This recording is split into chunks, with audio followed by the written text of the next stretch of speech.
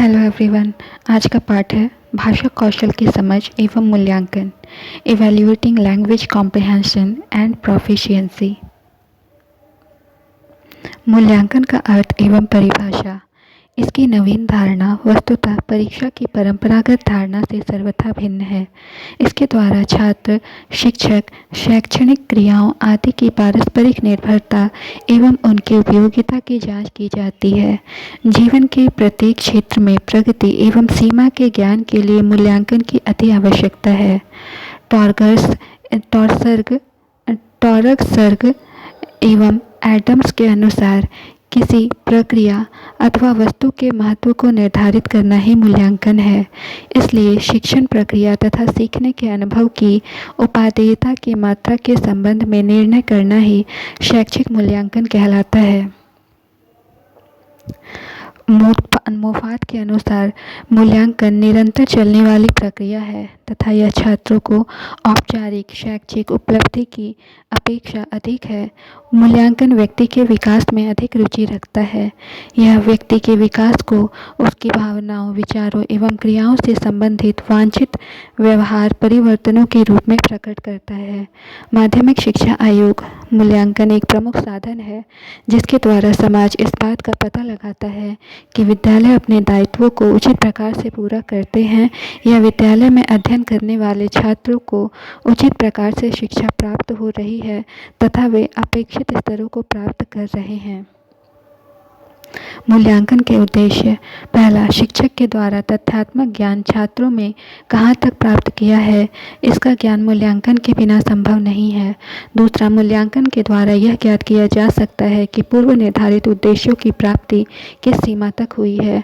तीसरा, छात्रों की कठिनाइयों, कमियों तथा गुणों की जानकारी प्राप्त करने में सहायता प्रदान करना। चौथा, छात्रों के सर्वांगीण विकास को गतिशील बनाए रखने के लिए सहायता प्रदान करना।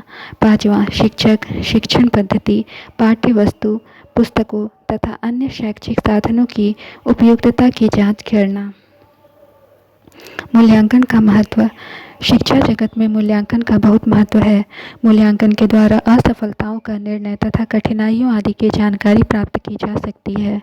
मूल्यांकन के द्वारा ही छात्रों की भावी जीवन यात्रा का पथ प्रदर्शन किया जाता है।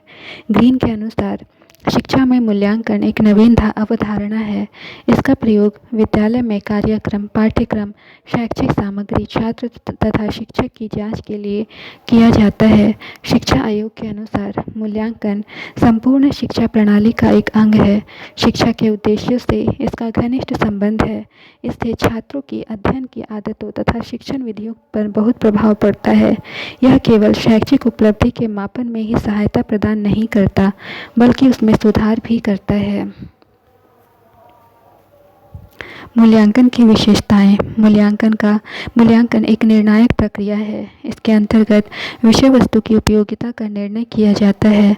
दूसरा, मूल्यांकन व्यवहार का तुलनात्मक अध्ययन करने वाली एक सुव्यवस्थित प्रणाली है। तीसरा, मूल्यांकन निरंतर चलने वाली प्रक्रिया है। इसमें प्रश्नों द्वारा योग्यता, ज्ञान, कौशल तथा उसकी सीमाओं का ज्ञान प्राप्त होता है। चौथा, शिक्षण को उद्देश्य केंद्रित बनाना ही मूल्यांकन का अर्थ है। पांचवा, मूल्यांकन के अंतर्गत उसके निर्णय को प्रभावित करने वाले सभी पहलुओं पर ध्यान दिया जाता है। मूल्यांकन की प्रविधियाँ: टेक्निक्स ऑफ इवैल्यूएशन। मूल्यांकन की प्रक्रिया ज्ञानात्मक, भावात्मक तथा क्रियात्मक उद्देश्य की प्राप्ति के संबंध में प्रदत्त का संकलन करती है। परंपरागत परीक्षाओं से ज्ञानात्मक उद्देश्यों का ही मापन किया जाता है। मूल्यांकन की प्रक्रिया का क्षेत्र अधिक व्यापक होता है। इसमें अनेक प्रकार की प्रविधियाँ प्रयुक्त की जाती हैं। पहला, ज्ञानात्मक उद्देश्यों के लिए मौखिक, लिखित, निबंधात्मक परीक्षाएं तथा वस्तुनिष्ठ परीक्षाएं तथा प्रयोगात्मक परीक्षाएं उपयोग में लाई जाती हैं। निरीक्षण प्रविधि का भी प्रयोग करते हैं। दूसरा, भावात्मक उद्देश्यों के लिए अभिरुचि सूची यानी एटीट्यूड स्केल, रेटिंग स्केल तथा मूल्यों की परीक्षा यानी वैल्यूज टेस्ट आदि प्रयुक्त किए जाते हैं। निबंधात्मक परीक्षाएं भी आंशिक रूप से प्रयुक्त की जा सकती हैं। निरीक्षण प्रविधि को भी प्रयोग में लाया जाता है। तीसरा, क्रियात्मक उद्देश्यों के लिए प्रयोगात्मक परीक्षा अधिक उपयोगी मानी जाती है। इसमें छात्रों को कुछ क्रियाएं करनी पड़ती हैं और उनके कौशल का मूल्यांकन किया जाता है। मूल्यांकन में मानदंड परीक्षा को विशेष महत्व दिया जाता है। इसकी 3 प्रमुख विशेषताएं हैं। पहला, समुचितता, अप्रोप्रिएटनेस। मानदंड परीक्षा समुचित मानी जाती है क्योंकि इसमें उद्देश्यों को विशेष महत्व दिया जाता है। परीक्षा के प्रश्न विशिष्ट उद्देश्यों की प्राप्ति का मापन करते हैं। दूसरा, प्रभावशीलता, इफेक्टिवनेस।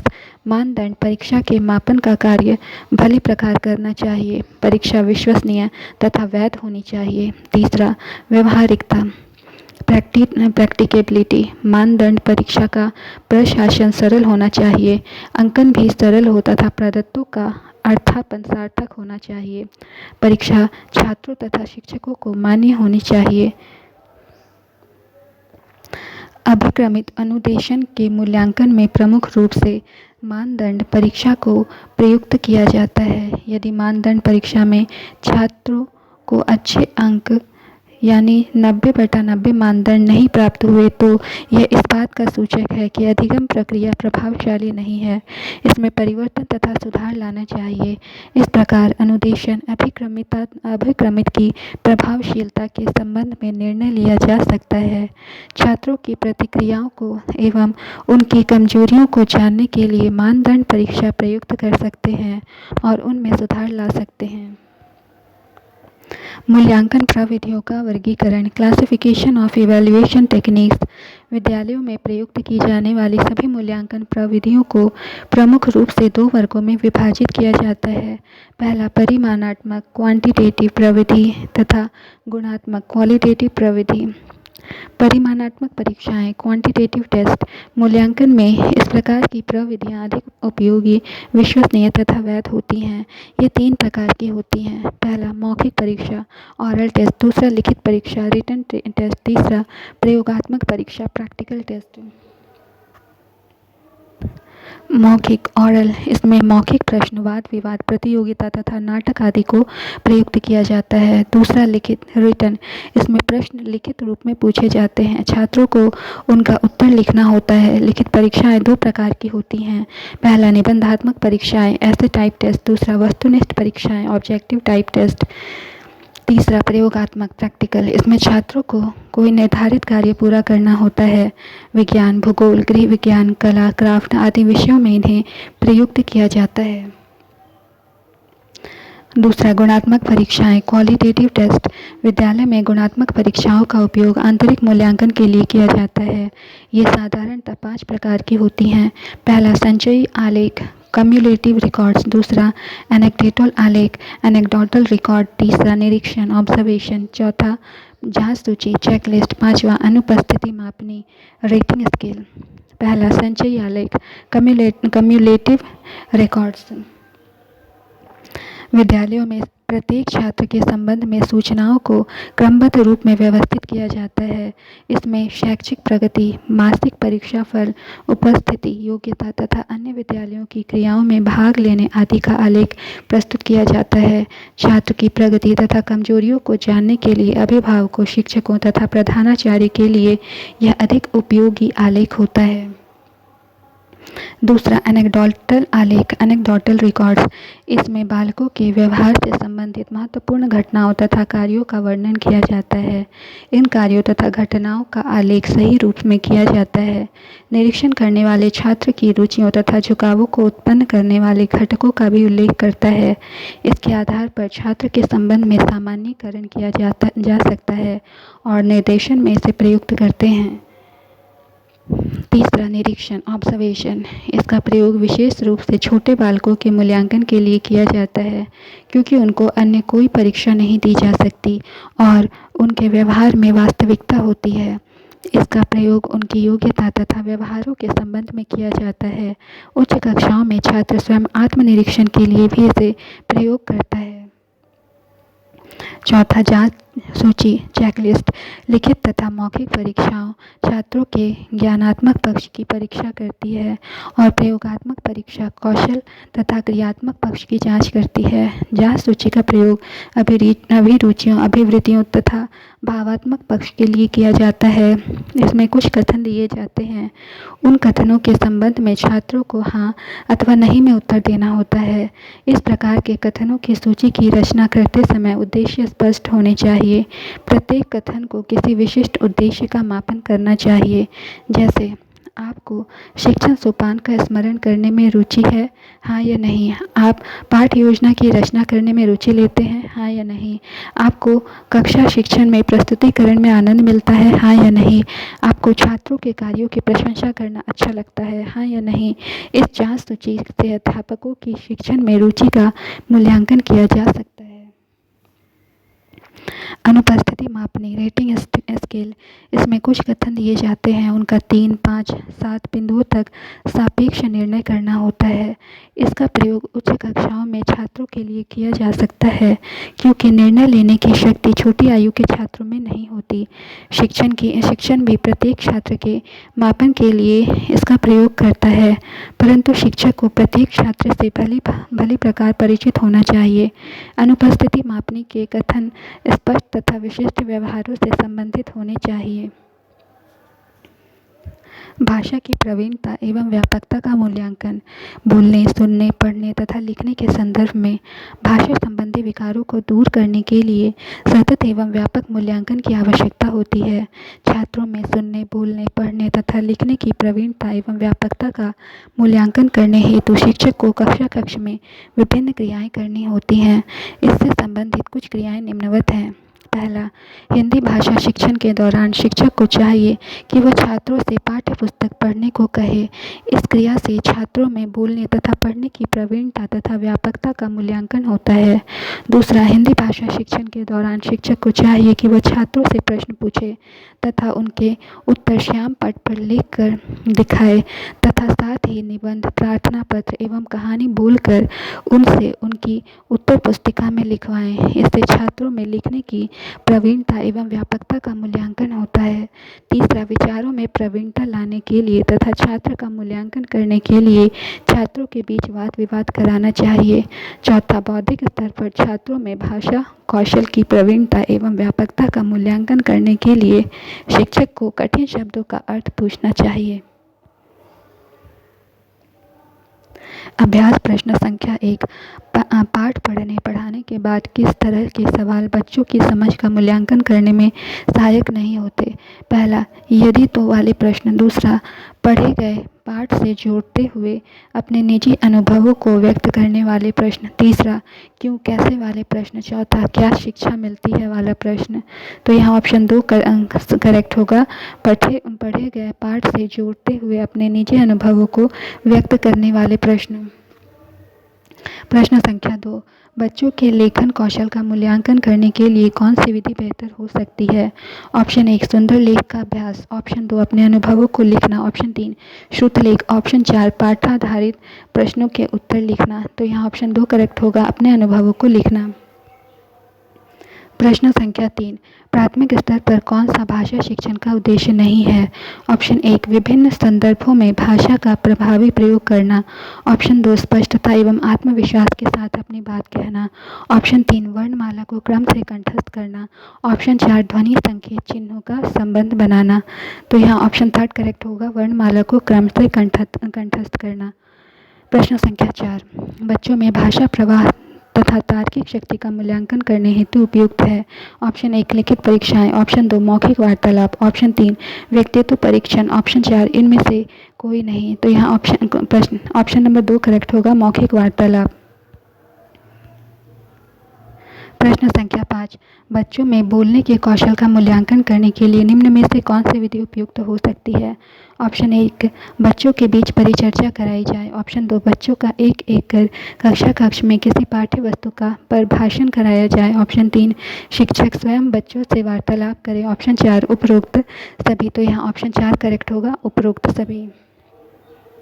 प्रश्न संख्या 6, बच्चों में पढ़ने की समझ का मूल्यांकन करने के लिए निम्न में से कौन सा तरीका उपयुक्त है?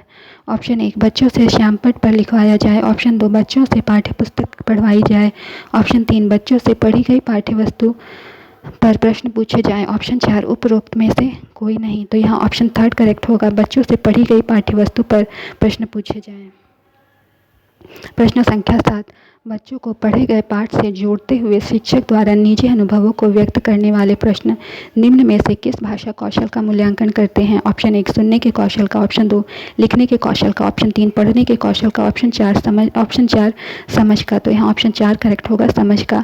प्रश्न संख्या 8, बौद्धिक स्तर पर बच्चों में भाषा कौशल की प्रवीणता एवं व्यापकता का मूल्यांकन करने के लिए आवश्यक है। ऑप्शन 1, सामान्य शब्दों का अर्थ पूछना। ऑप्शन 2, कठिन शब्दों का अर्थ पूछना। ऑप्शन 3, सरल शब्दों का अर्थ पूछना। ऑप्शन 4, उपरोक्त में से कोई नहीं। तो यहाँ ऑप्शन 2 करेक्ट हो जाएगा, कठिन शब्दों का अर्थ पूछना।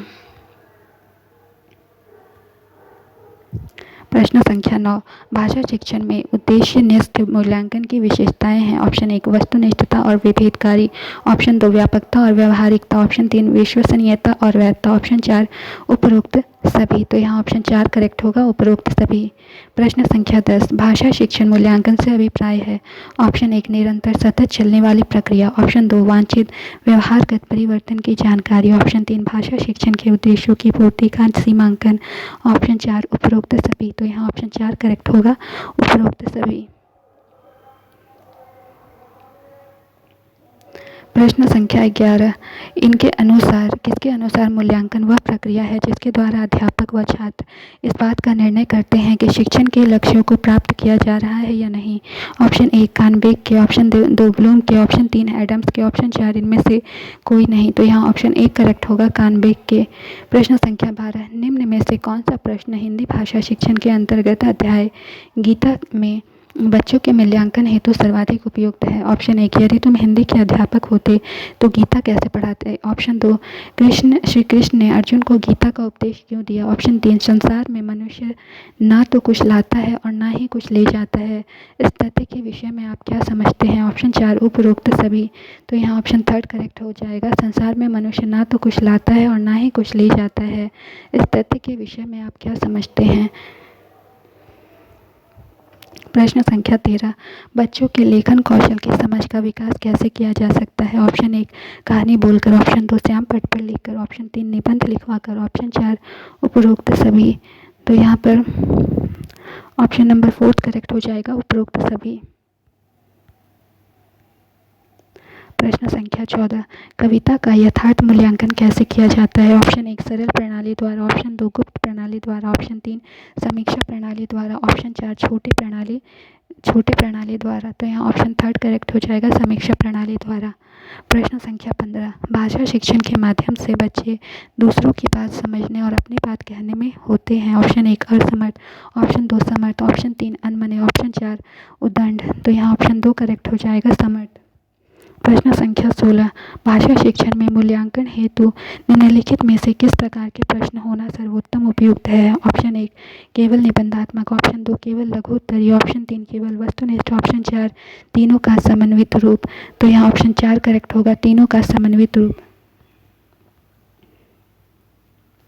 प्रश्न संख्या 17, अध्यापक का कर्तव्य है कि वह मूल पाठ प्रस्तुत करने से पहले छात्रों के ब्लैंक का मूल्यांकन करें। ऑप्शन 1, पूर्व ज्ञान। ऑप्शन 2, अल्प ज्ञान। ऑप्शन 3, उच्च ज्ञान। ऑप्शन 4, निम्न स्तर। तो यहाँ ऑप्शन 1 करेक्ट होगा, पूर्व ज्ञान।